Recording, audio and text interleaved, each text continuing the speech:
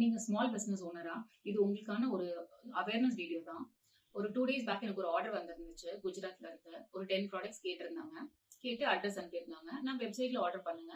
அப்படி இல்லன்னா எனக்கு வந்து ஜிபே பண்ணுங்க. நான் வந்து ஆர்டர் ப்ரொசீட் பண்றேன் அப்படின்னு சொல்லியிருந்தேன். அப்புறம் அவங்க இன்னொரு அட்ரஸ் அனுப்பிட்டு, இந்த அட்ரஸ்க்கு 5 ப்ராடக்ட்ஸ் அனுப்புங்க. ப்ரீவியஸ் அட்ரஸ்க்கு வந்து 5 ப்ராடக்ட்ஸ் அனுப்புங்க அப்படின்னு சொல்லியிருந்தாங்க. அவங்க வந்து காசு அனுப்பிட்டேன் அப்படின்னு சொல்லிட்டு எனக்கு ஸ்கிரீன்ஷாட் அனுப்புனாங்க. நான் ஸ்டேட்மெண்ட் செக் பண்ணி பார்த்தேன். எனக்கு எந்த காசுமே வரல. அவங்க எனக்கு கால் பண்ணியிருந்தாங்க. கால் பண்ணிட்டு அந்த செகண்ட் அட்ரஸ் வந்து துபாய் அட்ரஸ் அப்படின்னாங்க. நான் எனக்கு இன்டர்நேஷனல் ஷிப்பிங்லாம் கிடையாது. நீங்க எதுவா இருந்தாலும் இந்தியா அட்ரஸ்க்கு வந்து நான் அனுப்புறேன். துபாய் அட்ரஸ் எல்லாம் என்னால அனுப்ப முடியாது அப்படின்னா. அப்போ என்னோட காசை திருப்பி கொடுத்துருங்க அப்படின்னாங்க. நான் திரும்ப திரும்ப போய் நான் செக் பண்ணேன். எனக்கு எந்த ஒரு காசுமே கிரெடிட் ஆகல. அந்த ஸ்கிரீன்ஷாட் பாக்குறதுக்கு அப்படியே ரொம்ப ஒரிஜினலா ரியலிஸ்டிக்கா இருந்துச்சு. நான் அந்த ஸ்கிரீன்ஷாட் வந்து இங்க போட நீங்களே பாருங்க. இப்படி எல்லாம் பார்த்து வந்து நீங்க வந்து காசு போட்டாங்க அப்படின்னு நம்பி திருப்பி எல்லாம் காசு அனுப்பிடாதீங்க.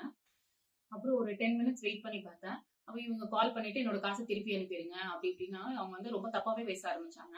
நான் சரி ஓகே நீங்க வந்து எதுவா இருந்தாலும் கம்ப்ளைண்ட் பண்ணுங்க. நான் போலீஸ் கிட்ட பேசிக்கிறேன். உங்களுக்கு உங்க காசு தானே வேணும். நான் போலீஸ் கிட்டயே பேசிக்கிறேன். நீங்க வந்து கம்ப்ளைண்ட் கொடுங்க பாத்துக்கலாம் அப்படின்னு சொல்லிட்டு நான் ரிப்போர்ட் பண்ணி பிளாக் பண்ணி வச்சுட்டேன். நீங்க உங்களுக்கும் இந்த மாதிரி வந்து ஃபேக் ஏதாவது வந்துச்சுன்னா நீங்க வந்து உங்களுக்கு வந்து காசு வந்திருக்கா என்ன ஏதுன்னு செக் பண்ணிட்டு அப்புறம் வந்து ஆர்டர் ப்ரொசீட் பண்ணுங்க.